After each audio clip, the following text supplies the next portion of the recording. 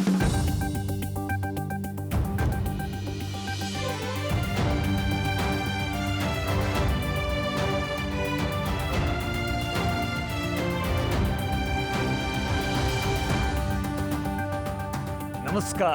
कान्तिपुर समाचारमा स्वागत छ। सुरु गरौँ अहिलेका मुख्य समाचारबाट। कोरोना संक्रमणका कारण एकै दिन 26 जनाको मृत्यु, 5700 नयाँ संक्रमित थपिए। काठमाडौँ उपत्यकामा मात्रै 3100 माथि। प्रधानमन्त्री ओलीको कार्यशैलीप्रति रुष्ट दाहाल नेपाल खेमा आक्रामक रणनीतिमा स्थायी समितिका निर्णय कार्यान्वयन नगरे अनुशासनको कारबाही गर्ने चेतावनी। महामारीमा पनि रेमिट्यान्समा उल्लेख्य वृद्धि, 2 महिनामा 1.5 खर्बभन्दा बढी भित्रियो। आयात गर्दा देशको चालु खाता पनि बचतमा। अफगानिस्तान स्थित पाकिस्तानी दूतावासमा भिसा आवेदन दिनेको भिडमा भागदौड मचियो। 11 जनाको मृत्यु, दर्जनौं घाइते।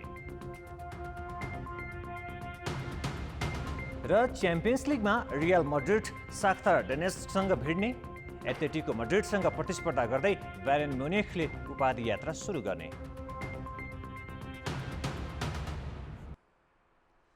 पछिल्लो 24 घण्टामा 5743 जनामा नयाँ कोरोना संक्रमण देखिएको छ। यो संख्या अहिलेसम्मकै धेरै हो। यसै गरी संक्रमणपछि मृत्यु हुनेको संख्या पनि एकै दिन 26 थपिएर अहिलेसम्मकै उच्च बिन्दुमा पुगेको छ। गएको 24 घण्टामा काठमाडौँ उपत्यकामा मात्रै 3107 नयाँ संक्रमित थपिएका छन्। अहिले देशभर सक्रिय संक्रमितको संख्या 44476 पुगेको छ। तीमध्ये 273 जनाको आइसियुमा र 78 जनाको भेन्टिलेटरमा उपचार भइरहेको छ। निको हुनेको संख्या 79600 नागेको छ। मन्त्रालयले दशैंका बेला पनि कोरोनाको उपचार हुने अस्पताल तथा प्रयोगशालाहरू आवश्यकता अनुसार सञ्चालन हुने बताएको छ। 70 सम्म यो चाहिँ नेपाल सरकार स्वास्थ्य तथा जनसङ्ख्या मन्त्रालय रामसपथ काठमाडौँबाट चाहिँ भएको छ। म यसलाई गर्न चाहन्छु, रिलिज गर्न चाहन्छु। म कमजोर स्वास्थ्य प्रणाली संघीयताको कार्यान्वयनको सिलसिलामा भइरहेका संरचनाहरू पनि परिवर्तन भएर प्राथमिक स्वास्थ्य सेवा नै खलबल भइरहेको परिप्रेक्ष्यमा कोरोना महामारी आइहाल्यो। यो विषम परिस्थितिमा पनि कोरोना नियन्त्रणमा महत्त्वपूर्ण सफलता हासिल गरेका छौँ। सत्ताधारी नेकपामा प्रधानमन्त्री केपी शर्मा ओली र अर्का अध्यक्ष पुष्पकमल दाहाल खेमाबीच मतभेद चुरिँदै गएको छ। राजदूत नियुक्ति, मन्त्री परिषद विस्तार र कर्णाली प्रदेशको विवादमा दाहाल र वरिष्ठ नेता माधव नेपाल पुनः एक ठाउँमा उभिएपछि नेकपा नेतृत्वमा टकरावको पुनरावृत्ति भएको हो। ओलीको पछिल्लो कार्यशैलीप्रति रुष्ट दाहाल खेमाले प्रधानमन्त्री ओलीलाई अनुशासनको कारबाही गर्ने चेतावनी समेत दिएको छ। कर्णाली प्रदेशका मुख्यमन्त्री विरुद्ध असार 25 गते अविश्वासको प्रस्ताव दर्ता भएपछि पुनः चर्किएको नेकपा विवादले नयाँ मोड लिएको छ। सुरुमा अविश्वासको प्रस्तावमा पार्टी अध्यक्ष दाहाल र वरिष्ठ नेता नेपाल एक ठाउँमा उभिएपछि विवाद साम्य भए जस्तो देखिएको थियो। तर शनिबार ओलीले मुख्यमन्त्री शाही सहित कर्णाली प्रदेशको टोलीलाई बालुवाटारमै बोलाएर आफूले भने बमोजिम चल्न निर्देशन मात्र दिएनन्, आफू निकट व्यक्तिलाई मन्त्री बनाए अविश्वासको प्रस्ताव फिर्ता गर्ने वचन समेत दिएका थिए। जबकि यता दाहाल नेपाल खेमाले दुवै पक्षले प्रदेश सरकार पुनर्गठन र अविश्वासको प्रस्ताव रोक्ने सहमति गरिसकेका थिए। त्यही विषय बल्झिँदै जाँदा ओली र दाहाल पक्षबीच एकले अर्कालाई किनारामा पार्ने खेल तीव्र रूपमा चलेको छ। यसअघि विवाद समाधान कार्यदल बनाएर शक्ति बाँडफाँड गरेका दुई अध्यक्षबीच अहिले तिक्तता झन बढेको छ। राजदूत सिफारिस र मन्त्री परिषद हेरफेरमा ओलीले आफू निकट व्यक्तिलाई मात्र जिम्मेवारी दिएपछि चिडिएको दाहाल खेमा कर्णाली प्रकरणले झनै झस्किएको हो। अब पनि भदौको स्थायी समितिको निर्णय हुबहु कार्यान्वयन नगरे अनुशासनको कारबाही गरी प्रधानमन्त्री र पार्टी अध्यक्ष दुवैबाट ओलीलाई हटाउने रणनीति असन्तुष्ट खेमाको छ। स्थायी कमिटीका बहुमत सदस्यहरूले प्रधानमन्त्री र अध्यक्ष दुवै पदबाट कमरेड केपी ओलीलाई हटाउनु पर्छ भनेर बैठकमै बोलेको घटना समेत यहाँले थाहा पाउनु हो। त्यो हदसम्म अन्तर्विरोध चुलिएर गएको थियो। अन्ततः देशको एउटा सङ्कटलाई देखेर बुझेर हामीहरूले अब सहमति गरेर अगाडि बढ्नुपर्छ साझा सहमतिको बिन्दु खोज्नुपर्छ भनेर स्थायी कमिटीबाट एउटा सहमति गरियो। यदि ती निर्णयहरू कार्यान्वयन हुँदैन र स्थिति यथावत रूपमा यस्तै अगाडि बढ्ने हो भने हामीले नसोचेको एउटा परिणाम आउन सक्छ। त्यसमा नेतृत्व बेलामा सचेत हुनुपर्छ। ओली पक्षले भने स्थायी समितिका निर्णय कार्यान्वयन नहुनुमा प्रधानमन्त्री मात्रै दोषी नभएको दावी गर्दै आएको छ। त्यसमा दुवै अध्यक्ष चुकेको तर शक्ति सङ्घर्षको पुनरावृत्ति गराउने तत्त्व गलत मनासाले लागेको ओली निकट नेताहरू बताउँछन्। ती अरू साथीहरू एउटा वा अर्कोलाई उचाल्ने साथीहरूलाई पनि तपाईहरु जे गर्दै हुनुहुन्छ त्यसले राम्रो परिणाम दिँदैन। पार्टीको प्रतिष्ठा चाहिँ गिर्यो भने, पार्टी अध्यक्षको प्रतिष्ठा गिर्यो भने, पार्टीको सरकारको प्रतिष्ठा गिर्यो भने तपाईहरुको प्रतिष्ठा बाँकी रहन्छ भन्ने कुरा चाहिँ वाहियात कुरा हो। त्यसले गर्दा यो कुराको निम्ति समाधानको बाटोमा लाग्नुस्, तर समाधानको बाटोमा नलागिकन के गर्दा खेलोफर्को गर्ने बाटोमा कोही लाग्नुहुन्छ स्थायी समितिका साथीहरू वा अरू कोही लाग्नुहुन्छ भने यसले चाहिँ बर्बादीको बाटोमा लान्छ। त्यो बाटोमा नजानुस्, त्यसको चाहिँ अब परिणाम राम्रो आउँदैन। दाहाल नेपाल मिल्दा पार्टी सचिवालयदेखि केन्द्रीय समिति र प्रदेश सभामा समेत ओली पक्ष कमजोर स्थितिमा छ। तर पनि प्रधानमन्त्रीले राजनीतिक लाभ आफ्नो पोल्टामा पार्दै आएका छन्।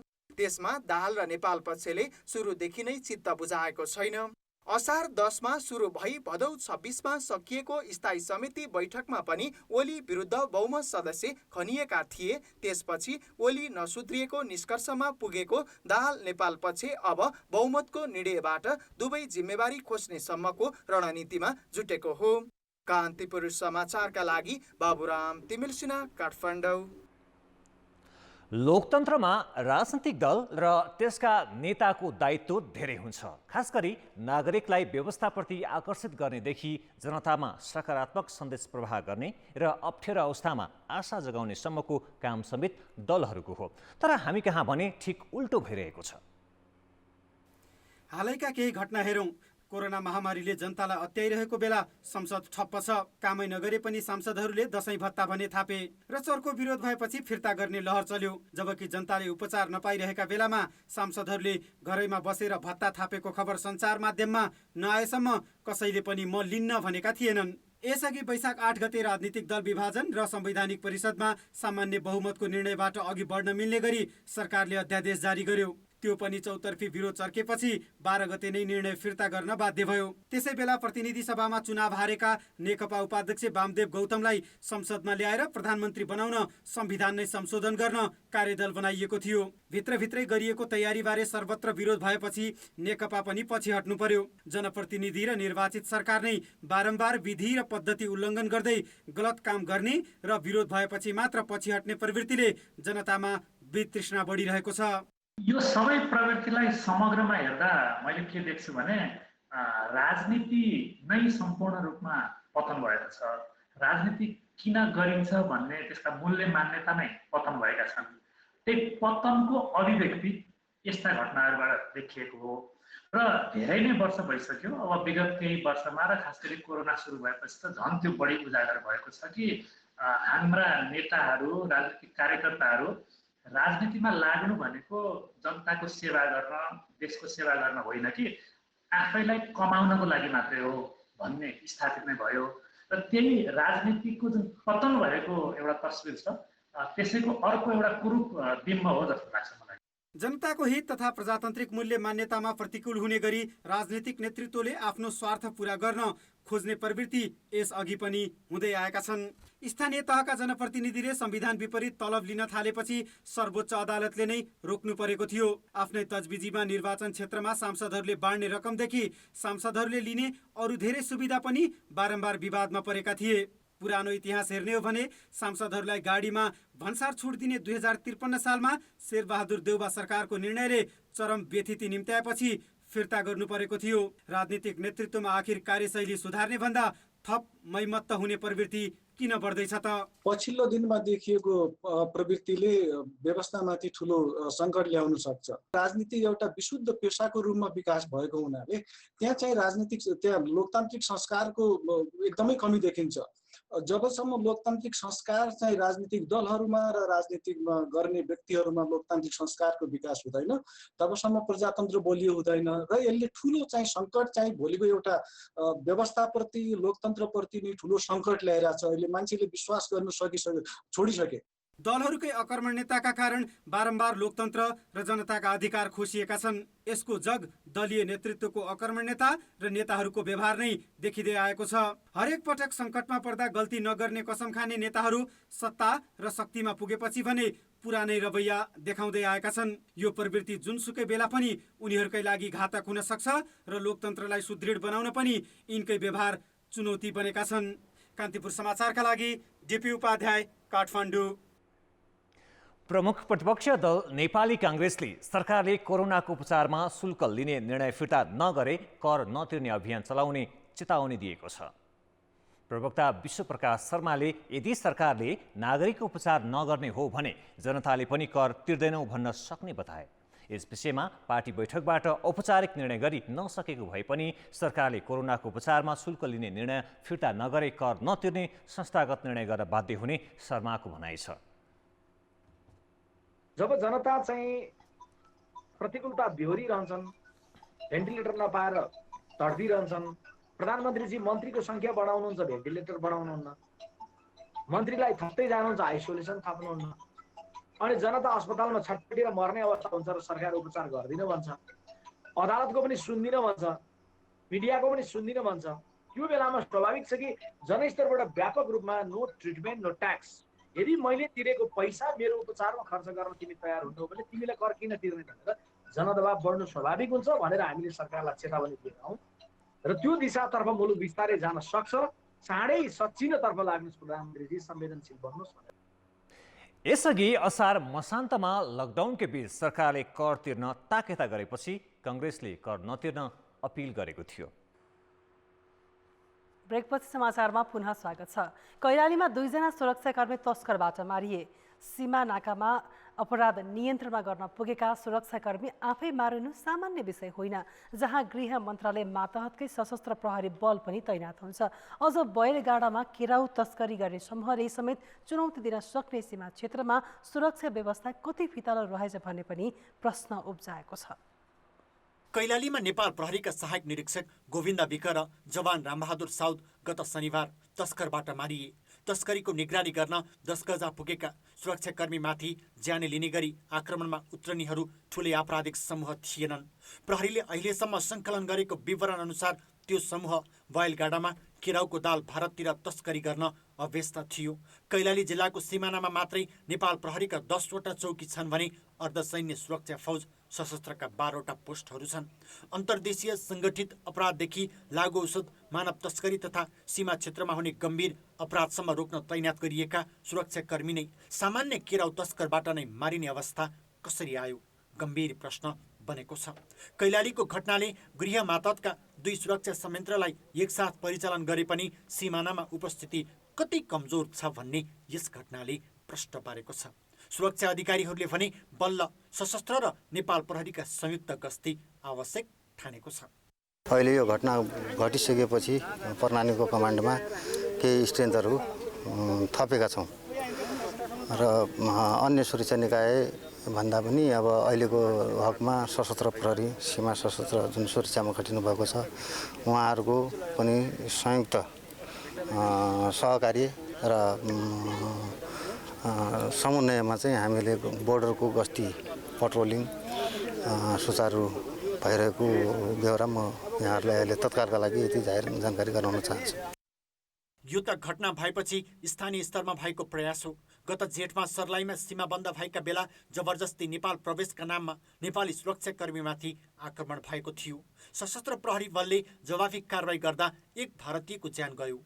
त्यस्तै प्रकृतिका गत चैत यता मात्रै 23 पटकभन्दा बढी नेपाली सुरक्षाकर्मीमाथि सीमा क्षेत्रमा आक्रमण भएका छन्।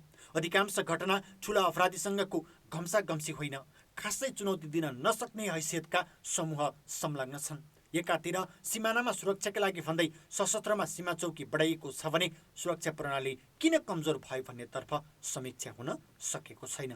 खुला सिमाना छ, अब यसलाई नियमन गर्नुपर्ने र त्यहाँ चाहिँ टिपोट राख्नुपर्ने, यो गस्ती गर्नुपर्ने भनेर जुन कुरा भनिन्छ, यो चाहिँ खालि कागजी कुरा, गफका कुरा मात्रै हुन् र वास्तवमा यदि गर्नुपर्ने हो भने दुई देशका बीचमा चाहिँ काँडे तार जस्तो कुनै पर्खाल लगाएर गर्दामा त्यो प्रभावकारी हुन्छ। सर्वप्रथम उसलाई चाहिँ उसको पोसाक, उसको हात हतियारमा ध्यान दिनुपर्ने हुन्छ। तदनुसार उसलाई चाहिँ जाँदाखेरि उसको तयारी भन्नाले उसलाई चाहिँ त्यो अघि पनि म लागु औषधको कुरा गरेँ, मैले जाली खोटा टकको कुरा गरेँ। त्यसरी चाहिँ उसलाई परीक्षण गर्नको निम्ति त्यो प्रशिक्षण पनि दिनु पर्यो, त्यो किट बक्स पनि उपलब्ध गराउनु पर्यो। सीमानामा सुरक्षा फौज राख्नुले मात्रै राज्यको उपस्थिति देखाउँदैन।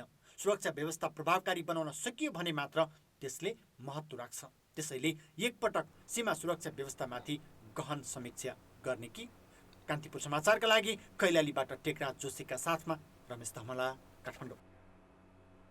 लकडाउन सुरु भए ता सप्तरीमा महिला हिंसाका घटना बढेका छन्। त्यसमा पनि घटनाअनुसार कानुनी कारबाही हुनुको साटो बलात्कारदेखि कुटपिटसम्मको अपराधलाई समाजमै पञ्चायती बसेर मिलापत्र गराउने काम भइरहेको छ। सप्तरीको डाकनेश्री नगरपालिका 7 ब्रह्मपुरकी 18 वर्षीया एक किशोरीको गत भदौ 30 गते बिहान धान खेतमा सामूहिक बलात्कार भयो। कानुनी कारबाहीका लागि पीडित किशोरी प्रहरी समक्ष जान खोज्दा रोकेर गाउँमै पञ्चायती आयोजना गरी मिलाउन खोजियो। न्याय पाउनुपर्ने पीडित किशोरीले न्याय नपाएको भन्दै भोलिपल्टै घरमा झुन्डिएर आत्महत्या गरिन्। त्यसपछि सप्तरीको विष्णुपुर गाउँपालिकाकी एक महिला र खडक नगरपालिकाकी 2 किशोरीमाथि बलात्कार प्रयास भयो। पीडित बनेकी तीनैजना दलित समुदायका महिला र किशोरीले पीडकमाथि कानुनी कारबाही भई न्याय पाउनुको साटो मोटो रकमको चलखेल गरी पञ्चायती बसेर प्रहरी कार्यालयमै मिलापत्र गरायो। तर प्रहरी अधिकारीले भने कुटपिटको निवेदन आएकोले समाजकै सहमतिमा प्रहरी कार्यालयमा मिलापत्रको कागज लेख्ने काम मात्र भएको दाबी गर्छन्। पूर्व रिसिभीको कारण, झैझगडाको कारणले आएको भन्ने हामी कहाँ निवेदन परेको छ। 21 गतेको घटना हो, 23 गते हामी कहाँ निवेदन आएको छ र यसको विषयमा प्रहरीले पञ्चायती छलफल जस्ता क्रियाकलापहरू कुनै पनि गरेको छैन। निवेदन आइसके पश्चात गाउँघरमै सामाजिक हिसाबमा उहाँहरू मिलेर हामी मिल्यौँ भनेर आउनुभएको हो। यसमा लेनदेनका विषयहरूदेखि लिएर कुनै पनि कुराहरू इलाका प्रहरी कार्यालयले उठान गरेको छैन र यसमा मिलापत्रको कागज चाहिँ इलाका प्रहरी कार्यालयमा लेखिएको छ र यो विषय हो जबरजस्ती करणी प्रयास हो भन्ने कुराहरू त्यसमा फुलेको छैन र हामीलाई जबरजस्ती करणीको प्रयासको बारेमा जानकारी नगराएको कारणले गर्दाखेरि त्यो मिलापत्र हुन गएको छ। यदि जबरजस्ती करणीको प्रयास भएको हो भने पीडित हामीकोमा आएर जाहेरी दिन सक्नुहुन्छ। बलात्कारको घटनाबाट मुलुकमा सबभन्दा बढी पीडित दलित समुदाय नै भइरहेको र यो राजपक्षकै निर्देशनमा हुने गरेको आरोप दलित समुदायका अगुवाहरूले लगाएका छन्। हेर्दाखेरि व्यक्तिले गरेको देखिन्छ, तर यसको सम्बन्ध चाहिँ केलाउँदाखेरि यो तपाईको यसको प्रहरी, राजनीतिक दलको नेता, जनप्रतिनिधि भनेको त्यो एउटा हाम्रो सरकारकै चाहिँ के भन्छ यो मिलोमतोमा यो सब भइरहेको हुन्छ। यता पीडित किशोरी र महिलाले आफूमाथि बलात्कार घटना भएपछि प्रहरीमा उजुरी दिन गए पनि प्रहरी र गाउँका पञ्चहरूको दबावमा जबरजस्ती मिलापत्र गराएको गुनासो गरेकी छिन्। हमारे साथी कैसे गए चल बाहर भीतर करेला तो हमरा के मतलब गेलिए बुझलिए कन्हे दुराज गेलिए तो छोरा सुन ना मुँह में मतलब गमछा बांध के भागल जैसे घिसिया तिरिया के कन्हे दूरा ले गए आ बलात्कार करे कोशिश करलक ना तो मतलब बलात्कार करल नहीं हम लोग हल्ला कर लिए ना तो भाई जर के सुनलक बहुत छोरा सुन रहे दुकान पर सुनलक तो मतलब दौड़ल तब को भाग गए की केली बलात्कार केस छिए तो तोरो के एलसीडी सीजन में तो 6.5 लाख जुर्माना कल के सके तो ओठना से उठ के सब के चल गए। मिलापत्र हमरा जबरदस्ती करेलक शासन से हम नहीं करे वाला छलू तो तैयो हमरा जोर जबरदस्ती से हमरा तो मिलापत्र केलू डर से हमरा संग कोई नहीं सर। सप्तरीमा बलात्कार घटना बढ्न थालेपछि दोषीलाई पञ्चायतीको माध्यमबाट मुक्ति दिन पाइँदैन, कानुन बमोजिम कारबाही हुनुपर्छ भन्दै राज्यलाई दबाब दिन प्रदर्शन समेत भइरहेको छ। दोषीलाई चाहिँ पञ्चायती गराएर चाहिँ त्यसरी फडार छोडिएको छ र अहिलेसम्म त्यसले चाहिँ न्याय नपाएर आफू असुरक्षित भएर अर्काको घरमा चाहिँ शरण लिन चाहिँ बाध्य भएको छ र बयान चाहिँ फेर्नलाई उसलाई चाहिँ फोन मार्फत चाहिँ धम्की धाक चाहिँ आइरहेको छ, जसको बुवा पनि विदेशमा कमाउनका लागि गएको छ र आमा एकल महिला भनौँ अहिले चाहिँ आमा र छोरी मात्रै भएर झनै असुरक्षितमा पीडामा परेको छ। दलित अगुवाहरूले भने यस्ता जघन्य अपराधहरूमा पनि देशको कानुन फित्लो भई सामाजिक कानुन बाधक हुने गरेको टिप्पणी गरेका छन्। सामाजिक कानुन चाहिँ एउटा बाधकको रूपमा यो विगतदेखि नै तपाईँको आउँदै आइरहेको छ र यो सबभन्दा बढी यसमा पीडित हुने चाहिँ दलित समुदायकै हो। लकडाउन सुरु भए यता सप्तरीमा मात्रै 24वटा बलात्कारको घटना सार्वजनिक भएको छ, तर लोकलाज र पञ्चायतीहरूले गर्दा दर्जनौं घटना सार्वजनिक भइरहेकै अवस्था छैन। अहिले जनताको सबभन्दा नजिकको सरकार स्थानीय सरकार हो, तर स्थानीय सरकार सञ्चालनकर्ता र कानुन पालना गराउने प्रहरी प्रशासनले पञ्चायती र मिलापत्रमै बढी जोड दिएकाले मुलुकको कानुन व्यवस्था फितलो हुन पुगेको छ। कान्तिपुर समाचारका लागि आर्यन विश्वास, राजविराज, सप्तरी। राष्ट्रपति विद्यादेवी भण्डारीले पुनर्निर्माण गरेको रानीपोखरी र बालगोपालेश्वर मन्दिरको उद्घाटन गरेकी छन्। 2072 सालको भूकम्पबाट क्षतिग्रस्त रानीपोखरी र बालगोपालेश्वर मन्दिर राष्ट्रिय पुनर्निर्माण प्राधिकरणले पुनर्निर्माण गरेको हो। चीन सरकारको सहयोगमा बनाइएको दरबार हाई स्कुलको पनि आजै राष्ट्रपतिले उद्घाटन गरिन्। रानीपोखरी र मन्दिरलाई मल्लकालीन शैलीमा पुनर्निर्माण गरिएको छ। उद्घाटन कार्यक्रममा राष्ट्रपति भण्डारीले रत्नपार्क, खोला मञ्च, टुडी खेल, भ्रेकुटी मण्डप र दशरथ रङ्गशाला समेतलाई जोडेर तयार पारिएको बृहत्तर गुरु योजना कार्यान्वयन प्राधिकरणले रानीपोखरी क्षेत्रलाई हालको रत्न पार्क, खुला मञ्च, टुडी खेल, भ्रेकुटी मण्डप र दशरथ रङ्गशाला समेतलाई जोडी बृहत्तर गुरु योजना तयार पारेको जानकारी पाउँदा खुसी लागेको छ। सम्बद्ध सबै सरोकारवाला जनपक्षसँग समन्वय गरी उक्त गुरु योजनालाई कार्यान्वयनमा लैजानका निम्ति म प्राधिकरणलाई शुभकामना दिन चाहन्छु। उनले भूकम्पबाट घरबारविहीन सबैलाई पुनर्स्थापना गर्न र क्षतविक्षत भएका सम्पदालाई अझ बलियो र मौलिक स्वरूपमै पुनर्निर्माण गर्न पनि सरकारलाई सुझाव दिइन्। भूकम्पबाट क्षतिग्रस्त विद्यालयको भवन पुरानै शैली र भूकम्प प्रतिरोधी प्रविधिमा पुनर्निर्माण गरिएको हो।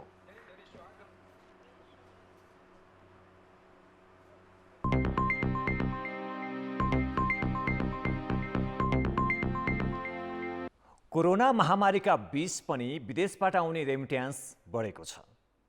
गत वर्षको साउन र भदौको तुलनामा यस वर्ष 8.1%ले रेमिट्यान्स बढी भित्रिएको राष्ट्र ब्याङ्कले जनाएको छ। अहिलेको आर्थिक तथा वित्तीय स्थिति सार्वजनिक गर्दै राष्ट्र ब्याङ्कले साउन र भदौमा 1,65,73 रुपैयाँ रेमिट्यान्स भित्रिएको जनाएको छ। आयात घट्दा र रेमिट्यान्स बढ्दा देशको चालु खाता 26,07 बचतमा रहेको छ। चालु खाता अघिल्लो वर्ष 22,69 घाटामा रहेको थियो।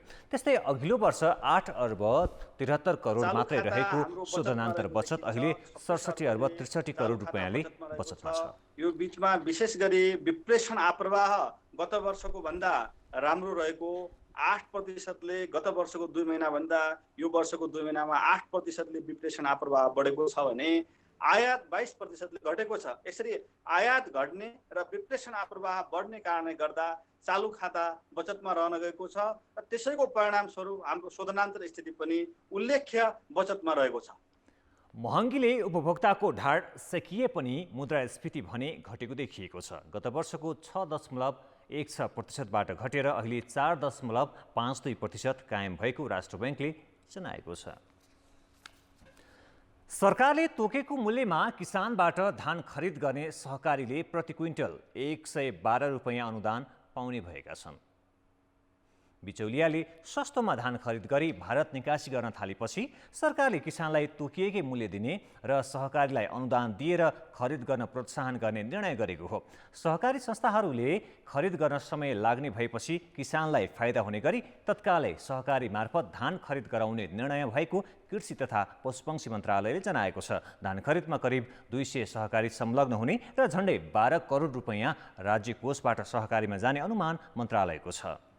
लिएको धान अलि पछि त्यसको अलिकति तौलहरू घट्छ, यी सबै जोखिमको व्यवस्थापन गर्नुपर्छ। मूल्यका जोखिमहरू हुन्छन्, यी कुराहरूको व्यवस्थापनको लागि प्रति क्विन्टल 112 रुपियाँ चाहिँ सहकारीहरूलाई चाहिँ त्यो सञ्चालन खर्च दिने भन्ने हिसाबले मन्त्री परिषदबाट अस्ति 3 गते निर्णय भएर भएको अवस्था अहिलेको हो। कृषि तथा पशुपन्छी विकास मन्त्रालयले यस वर्ष मोटा धानको उत्पादन लागत प्रति क्विन्टल 2735 र मध्यम धानको 2885 रुपैयाँ निर्धारण गरेको छ। नेपालमा उत्पादन हुने उच्च गुणस्तरको धान भारत निकासी हुने र त्यहाँको कम गुणस्तरको चामल महँगोमा आयात हुने गरेको छ। चालु आर्थिक वर्षको 2 महिनामा मात्र नेपालमा 5 अर्ब 21 करोडको चामल आयात भएको थियो। यो गत वर्ष आर्थिक वर्षको साउन र भदौको तुलनामा 84%ले बढी भएको भन्सार विभागले जनाएको छ। अब बाँकी समाचार। राष्ट्रिय परीक्षा बोर्डले कोरोना महामारीले रोकिएको कक्षा 12 को परीक्षा मङ्सिर 9 गतेबाट लिने भएको छ। परीक्षा 40 पूर्णाङ्कको मात्र हुनेछ। विद्यालय तहको अन्तिम बिन्दु 12 कक्षाको परीक्षाका लागि बोर्डले आज तालिका सार्वजनिक गरेको हो। 4,33,180 विद्यार्थी रहेकोमा परीक्षामा 40% पूर्णाङ्कको लिखित परीक्षा लिइनेछ। 40% 11 कक्षाको नतिजालाई आधार मान्ने र बाँकी 20% विद्यालयको मूल्याङ्कनलाई आधार मान्ने बोर्डले जनाएको छ। परीक्षाका लागि देशभर 4,105वटा परीक्षा केन्द्र निर्धारण गरिएको छ। महामारीका कारण उपत्यका बाहिर रहेका विद्यार्थीले नजिक बाहेक पर्ने विद्यालयबाट परीक्षा दिन पाउनेछन्। जुन विद्यालयमा अध्ययन गरेको छ सोही विद्यालयमै होम सेन्टरको रूपमा परीक्षामा सहभागी हुन पाउने र यो परीक्षा विगत वर्षको जस्तो 100 पूर्णाङ्कको नभएर गत वर्ष बोर्डबाट सञ्चालित परीक्षामा विद्यार्थीले कक्षा 11मा प्राप्त गरेको विषयगत प्राप्ताङ्कको आधारमा त्यसमा प्राप्त गरेको प्राप्ताङ्कलाई 100% मानि त्यसको 40% त्यसबाट लिएर आउने र हरेक विषयको 20% विद्यालयको आन्तरिक मूल्याङ्कनबाट लिने र बाँकी 40% को परीक्षा संयुक्त परीक्षा बोर्डले सञ्चालन गर्ने गरी परीक्षाको कार्यक्रम तय भएको छ। परीक्षा मङ्सिर 16 गतेसम्म सञ्चालन हुनेछ। वैशाख 8 गतेका लागि तय भएको परीक्षा महामारी र लकडाउनका कारण स्थगित भएको थियो। अब जनमतको अन्तिम परिणाम। जनमतमा हिजो हाम्रो प्रश्न थियो, बङ्गलादेशबाट पैँचो ल्याउने भनिएको मल किन अझै नआएको होला? ए. कमजोर कूटनीति, बी. तयारी बिनाको घोषणा र सी. ठेकेदारको चलखेल। जनमतको अन्तिम परिणाम यस्तो छ। ए. कमजोर कूटनीतिमा 27%, बी. तयारी बिनाको घोषणामा 54% र सी. ठेकेदारको चलखेलमा 19% मत प्राप्त भएको छ। अब आजको प्रश्न। जनमत। हाम्रो प्रश्न छ, जघन्य अपराधका घटना पनि पञ्चायत बसेर थामथुम पार्ने प्रवृत्ति किन नहटेको होला? ए. चेतनाको अभाव, बी. कानुनी निकायको कमजोरी र सी. टाठा बाठाको दबदबा। जनमतको अन्तिम परिणाम भोलि साँझ 8 बजेको कान्तिपुर समाचारमा प्रसारण गर्नेछौँ। कृपया न्युज स्पेस AB वा सी टाइप गरी 34001मा SMS गरी आफ्नो मत व्यक्त गर्नुहोला।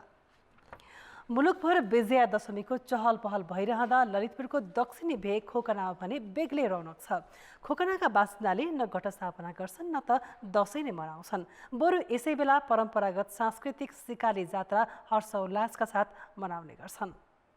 ललितपुरको दक्षिणी भेगमा रहेको खोकना पुरानो नेवार बस्ती हो। करिब 6000 जनसङ्ख्या रहेको खोकनाका कुनै पनि घरमा दसैँको जमाना राखिएको छैन। नेपालीको महान पर्व बरा दसैँमा देशभर दुर्गा भवानीको पूजा अर्चना भइरहँदा खोकनामा बेग्लै चहल पहल नै छैन। किनकि खोकनावासीलाई दसैँको सट्टा परम्परागत तान्त्रिक सिकाली जात्राको रौनक छ। महर्जन दङ्गल लगायत ज्यापु समुदायको बाहुल्य रहेको यहाँ दसैँ मनाउने प्रचलन नै छैन। मैले थाहा पाएसम्म अहिलेसम्म चाहिँ हामीले दसैँ मानेको थाहा भएन। तर फेरि दसैँको दिनमा दशमीको दिनमा हामीले मन पूजा भनेर फेरि मान्छौँ। तर हामीले घटस्थापनाको दिनमा घटस्थापना पनि गर्दैनौँ, टिका पनि लगाउँदैनौँ। तर दशमीको दिनमा सबै हाम्रो यो जति पनि काम गर्छौँ त्यो दिन चाहिँ पूजापाठ गरेर मिसिनहरू पूजापाठ गरेर टिकाको दिनमा मन पूजा भनेर फेरि मान्छौँ। खोकना प्राचीन समयदेखि बौद्ध धर्मावलम्बीहरूको स्थल थियो। पहिल्यैदेखि यहाँ हिंसा र काटमाड नगरिएको बुढापाकाको भनाइ छ। त्यसैले टिका लगाएर दसैँ नमनाए पनि एक सातासम्म धुमधामका साथ सिकाली जात्रामा रमाउने र नाता कुटुम्ब बोलाएर भोज खाने चलन छ। यहाँ चाहिँ घर घरमा जमरा राख्ने पनि कसैको घरमा पनि हुँदैन, हाम्रो जमराको पनि राख्दैन। र अब अनि टिका लगाउने जाने, टिकाको लागि जाने भन्ने पनि त्यस्तो चाहिँ चलन छैन। एउटा यो हिंसारहित क्षेत्र, बुद्धिस्ट को बुद्ध भगवानको आस्था राख्ने, बुद्ध विचार। र अर्को कुरा अब सबैतिर हिंसा भएको कारणले गर्दाखेरि, भगवानले यहाँ विराजमान गरेको कारणले गर्दाखेरि त्यो बेलामा यहाँ हिंसा हुँदैन। स्थापना पनि गर्दैन, टिका पनि लाँदैन, त्यो नलसन पनि गर्दैन। हाम्रो चलन छैन, त्यो पहिलेदेखि चलन छैन।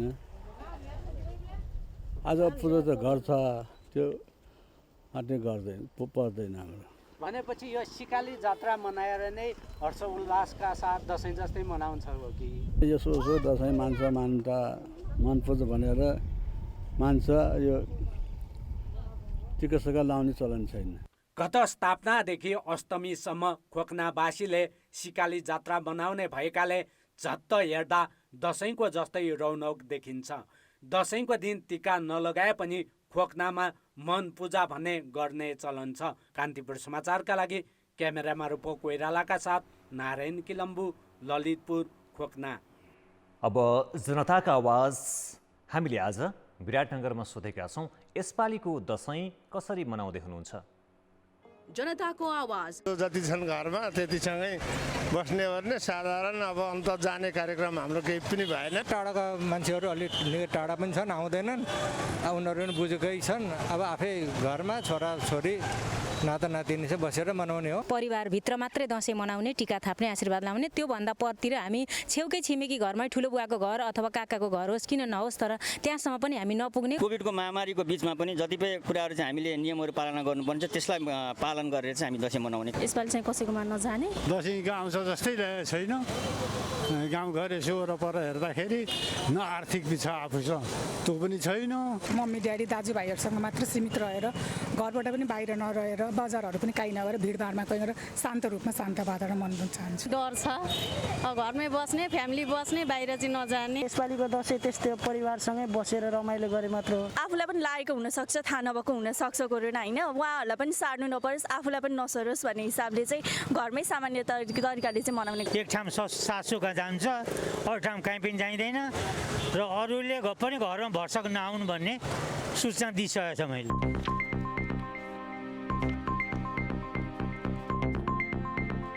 अब मौसम सम्बन्धी जानकारी।